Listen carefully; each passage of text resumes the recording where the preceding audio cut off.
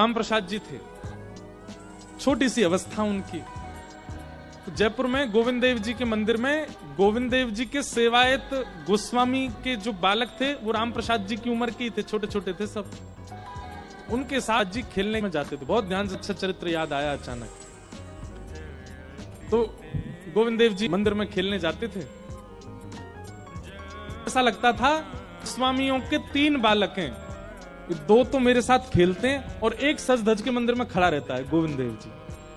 बोले ये वाला जो बालक है जो मंदिर में बैठा है ना, ये शायद गुसाई जी को बहुत ज्यादा अच्छा लगता है। रोज इसको कभी लाल पीतांबरी, कभी पीली पीतांबरी, सोने के आभूषण, हाथों में कड़ूले, पाम में पाजे, मोर मुकुट, कानों में कुंडल और ऐसा तिलक विलक लगा के इतना सुंदर करके तैयार करके उस बालक को तो सिंहासन पे बैठा के रखते हैं। और ये 2 थोड़े कम प्रिय हैं, ये 2 मेरे साथ खेलते हैं। कैसा उनका सहज बाल स्वभाव। तो जब कभी गोटी खेलते थे तीनों बालक मिलकर के, गोविंद देव जी के प्रांगण में ही खेलते थे। तो गोटी खेलते खेलते ये राम प्रसाद जी गोविंद देव जी को देखते और उनको गोटी का प्रलोभन देते। बोले तुम नहीं खेलोगे, हम सब खेलते हैं, तुम भी खेलो। तो मन में विचार करते, जैसे मेरी माँ कभी मैं ज्यादा तैयार हो जाता हूं तो मना करती है ना, बाहर मत जाना, ऐसे ही इतने तैयार रहते हैं, इसलिए शायद इनको अनुमति नहीं होगी खेलने की। लेकिन राम प्रसाद जी का बहुत मन होता था कि कभी गोविंद देव जी उनके साथ गोटी खेलें।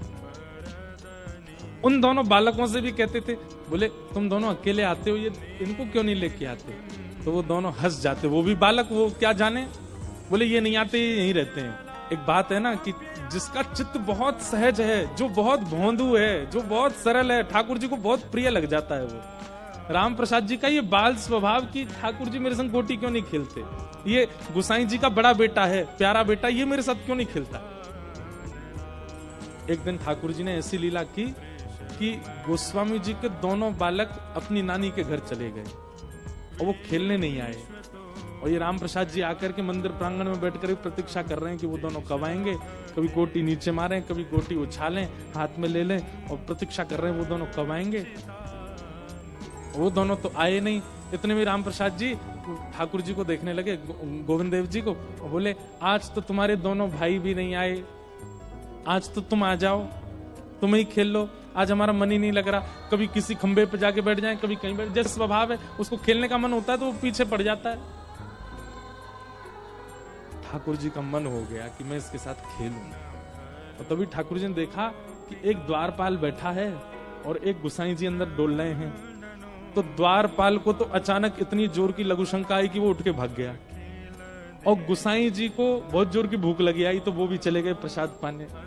दोनों जैसे ही गए, इतने में गोविंद देव जी अचल से सचल हो गए और दोनों हाथ सीधे करके फेंटा बांध करके अपनी सोने की गोटियां उठा करके और फेंटा में लेकर के और हाथ में लकुट लेकर के आ गए प्रांगण में। और प्रांगण में आकर के बोले चल अब खेल मेरे साथ।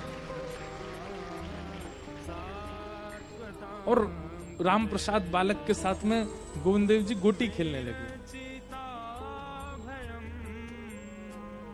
वो बालक खेल में तो उसकी कम रुचि, ठाकुर जी जैसे चले, ठाकुर जी जैसे बैठे, ठाकुर जी जैसे मुस्कुरावे, ठाकुर जी जैसे जो नैन मटका में, वो तो उन्हीं पे ही मोहित होता जा रहा था। इतने सुंदर लग रहे थे ठाकुर जी। नैनाभिराम बंक मुस्कान, नैनाभिराम बंक मुस्कान, बोहम रूढ़ लजावत खान। ये देखो श्याम, ये देखो श्याम, यही तो है मेरे जीवन का। ये देखो श्याम, ये देखो श्याम, यही तो है मेरे जीवन का। ये कैसे ठाकुर जी बोले नैनाभिराम। अभिराम ने ठाकुर जी की बोह हिलने पर पागल हो जाता है, इतने सुंदर हमारे ठाकुर जी। बोह मरोड़ लजावत था, ये देखो श्याम, ये देखो श्याम, यही तो है मेरे जीवन प्राण। ये देखो श्याम जी खेलना वेलना भूल गया। ठाकुर जी उसके सामने खड़े गए, अरे रोज मोए बुलावे खेलवे आजा खेलवे आजा, आज मैं खेलवे आऊं तो मेरे संग खेले ही ना रहे हो, काई को बुलायो करे। राम प्रसाद बालक बोले, आप तो सॉल पहन के खेलोगे तो ही खेल हो सकता है, क्योंकि उघारे अगर खेलोगे तो कभी आपके नेत्रों में अटक जाता हूं, कभी आपकी मुस्कान पे अटक जाता हूं, कभी आपकी चाल पे अटक जाता हूं, कभी आपके हाथों पे। आप तो ढक के खेलो खुद को तो ही खेल हो सकता है। ठाकुर जी बोले, अच्छा दारी के मुंह नीचे बुला लियो, अब खेलना है, रुक जा भी बताऊं। इतने में ही द्वारपाल भी आ गया, गुसाई जी भी आ गए। ठाकुर जी राम प्रसाद जी की सबरी गोटी चुरा के भाग गए और जाके सीधे खड़े आ गए गोविंद देव जी। अब वो छोटा सा बालक, अब वो तो रोने लगा, मेरी गोटी ले गए, मेरी गोटी ले गए, मेरी गोटी लेके चले गए। तो द्वारपाल आया, ए बालक क्यों रोता है, रोज तो आते ही थे खेलने, मेरी गोटी ले गए। कौन ले गया? वो ले गए, ऊपर जाके खड़े हो गए, ऐसे मेरी गोटी उनके हाथ में लग रही है। तो द्वारपाल, ए पागल क्या बोलता है, ठाकुर जी हैं, गोविंद देव जी हैं, वो तेरी गोटी क्यों लेके जाएंगे, वो तो कहीं आते जाते नहीं, ऐसे खड़े रहते हैं। नहीं अभी आए थे नीचे, मेरी गोटी लेके, मेरी गोटी दो, मैं नहीं आऊंगा कल से, मेरी गोटी दिलवाओ। गुसाई जी आए, क्या बात है, क्यों हल्ला कर रहे हो? बोले रो रहा है। बोले क्यों रो रहा? मेरी गोटी ले गए ठाकुर जी, इनसे दिलवाओ मुझको। बोले तेरी गोटी कहां से ले जाएंगे ठाकुर जी? अरे नहीं मेरी गोटी लेके गए, आप देखो जाके वहां पे। तो बाल स्वभाव को सब लोग हंसी में ले रहे थे, लेकिन पुजारी जी के मन में आया इसकी संतुष्टि के लिए ठाकुर जी के आगे गोटियों का थाल रखा है, खेलते हैं ठाकुर जी, वो एक बार उठा के इसको दिखा देता हूं, देख कोई गोटी नहीं। पुजारी जी जैसे ही गए थाल में जाके देखा तो सोने चांदी की गोटी ठाकुर जी की, और उनमें रंग बिरंगी सामान्य सी गोटियां राम प्रसाद जी की पड़ी हुई थी।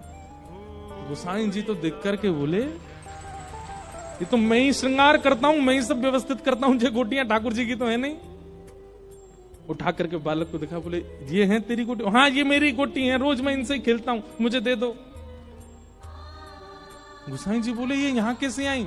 बोले आप गए थे भोजन करने, ये उतर के आए थे नीचे, इनमें से बड़ी अच्छी सुगंधी आ रही थी चंदन की, और ऐसे डोल रहे थे मेरे साथ, पूरे में पूरी गोटी खेली। अब मैं इनके रूप में इतना मोहित हो गया कि मैंने खेला नहीं तो मेरी गोटी लेके भाग गए ऊपर। गोसाई जी के नेत्र सजल हो गए, जय हो ठाकुर जी, आपकी सदा जय हो। और ठाकुर जी ने गोटी प्रदान की। फिर वही बालक उनके साथ और